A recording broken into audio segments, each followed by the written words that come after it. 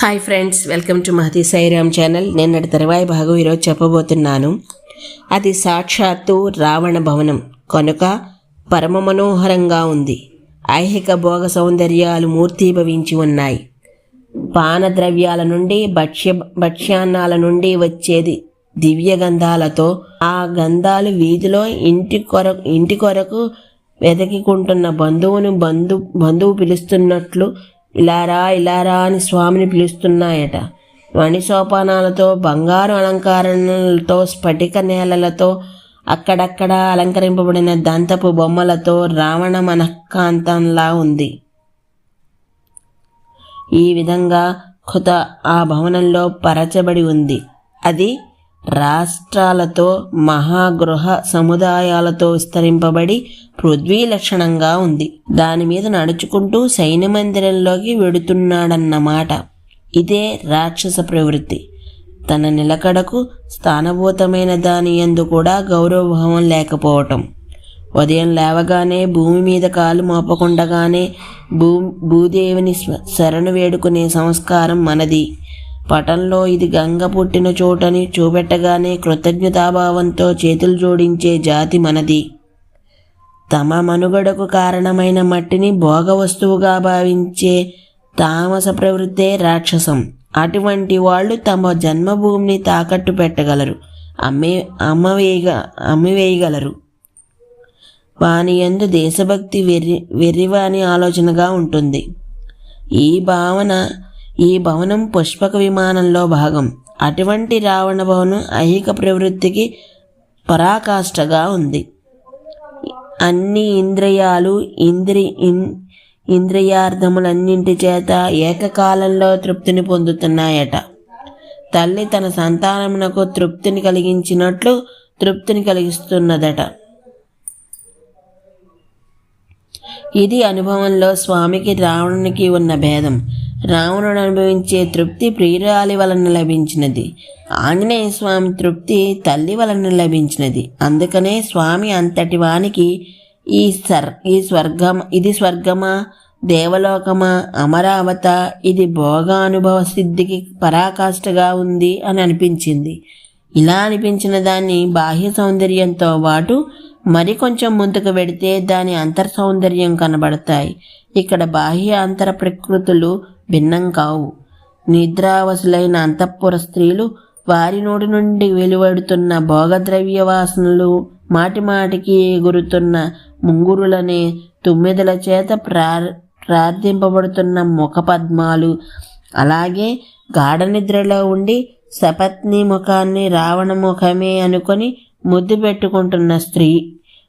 పెట్టుకుంటున్నది రావణుడే అనుకుని తత్కాలంలో సపత్ని వైరాన్ని మరచిపోయిన స్త్రీ, కాలు తొడ పిక్క పాదం పెనవేసుకుని ఒకరినొకరు అల్లుకుపోయి నిద్రపోతున్న స్త్రీలు, ఇదంతా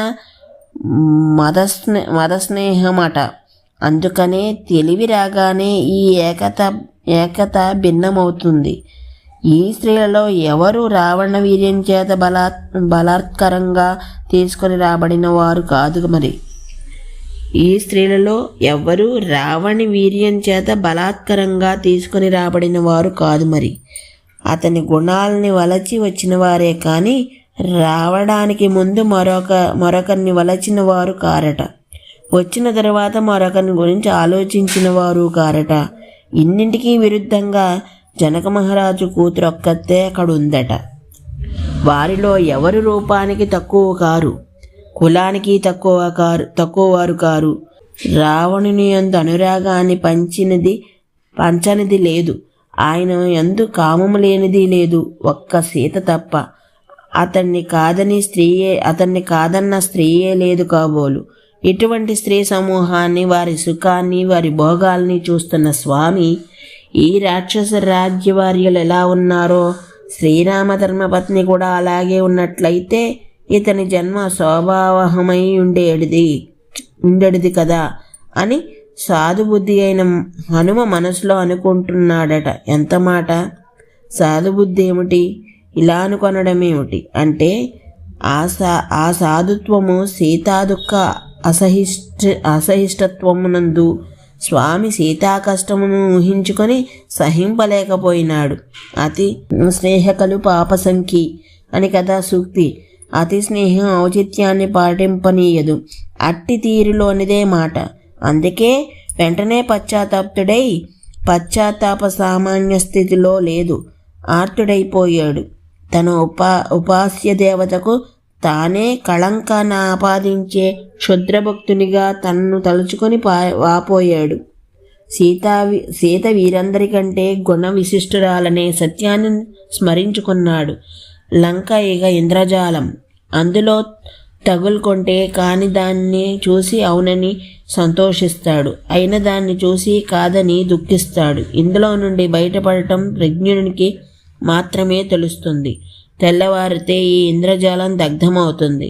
ఇటువంటి స్త్రీ సమూహం మధ్య నుండి స్వామి ముందుకు నడుస్తున్నాడు.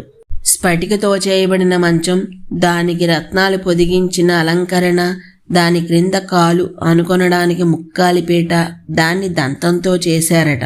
దాని చుట్టూ బంగారపు అంచు, ఆ అంచుపై వైడూర్యాలు పొదిగారు. ఆ మంచానికి తల దిక్కున పూర్ణచంద్రునిలా మెరిసిపోతున్న శ్వేతఛత్రం. ఇది రావణ సైనాసన సౌందర్యం. ఆ మందిరం సుగంధాలతో, పుష్ప సౌరభాలతో గతభోగాల్ని స్మరణకు తెస్తోంది. స్వామి చూస్తున్నాడు. ఆ మంచంపై కారుమేఘం వంటి శరీరం, అతి ప్రకాశకల కర్ణకుండలాలు, ఎర్రని కళ్ళు, రజిత వస్త్రం, శరీరానికంతకు రక్త చందనపు మైపోత.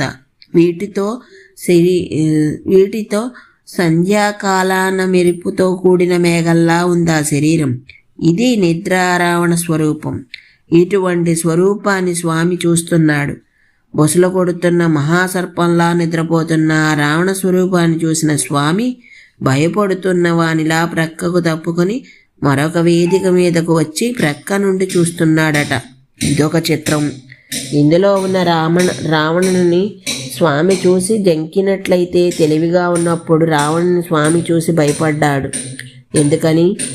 నిద్రలో ఉన్న రావణుని స్వామి చూసి జంకినట్లయితే, తెలివిగా ఉన్నప్పుడు రావణుడు స్వామిని చూసి భయపడ్డాడు. ఎందుకని?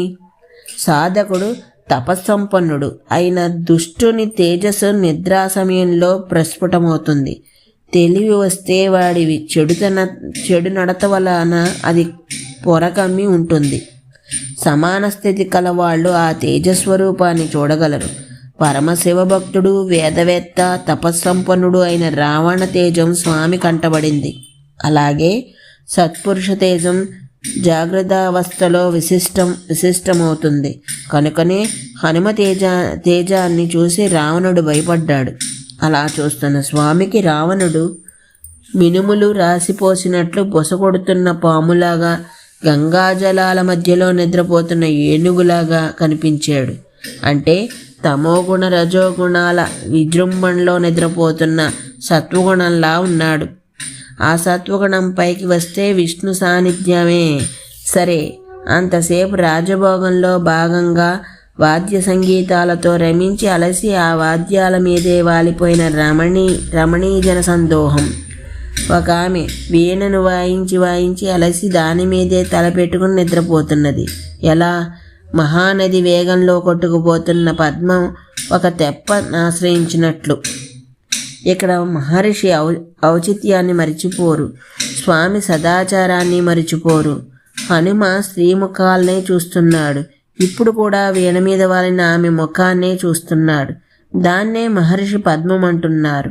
ఒక ఆమె డిండుమా వాదనం చేసింది. చేస్తూ అలసి ఆ డిండుమాన్నే ఒక చేతితో కౌగిలించుకుని నిద్రపోతున్నది.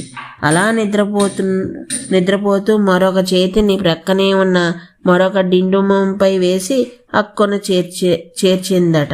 ఇప్పుడెలా ఉందామే? ఒక చేత్తో భర్తను, మరొక చేత్తో పుత్రుణ్ణి కౌగులించుకుని దాంపత్య ప్రయోజన సుఖాన్ని అనుభవిస్తున్నట్లుందిట.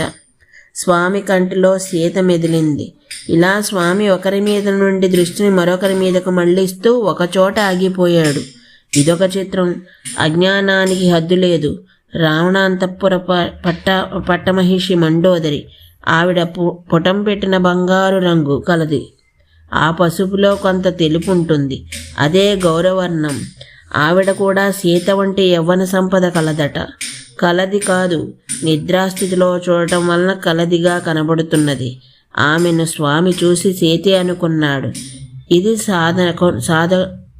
సాధకునకు సాధ్యం సిద్ధించేటప్పుడు జరిగే ప్రళయం. అన్ని విధాలా తన ఉపాస దైవము వలె ఉందట. అట్లనే భ్రమింపచేస్తుంది. సాధకుడు భ్రమించి అటువైపునకు వెళ్తే కనబడదు, నిలిస్తే తానే కనబడుతుంది. ఇది మాయ, ఇది పరీక్ష. ఎందుకు అంటే ఆ తల్లి సదసద్రూపధారిణి కనుక అసత్తును సత్తుగా చూపిస్తూ ఉంటుంది.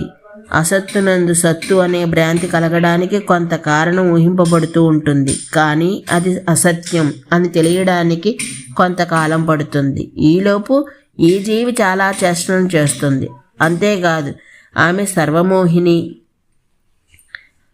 సర్వాన్ ప్రకృతి జవాన్ భేదవానే సత్యత్వం మన్యమానాన్ మోహయాతి అద్వైత జ్ఞాన విదురాన్ కురితే ఇది అంటారు భాష్యకర్తలు.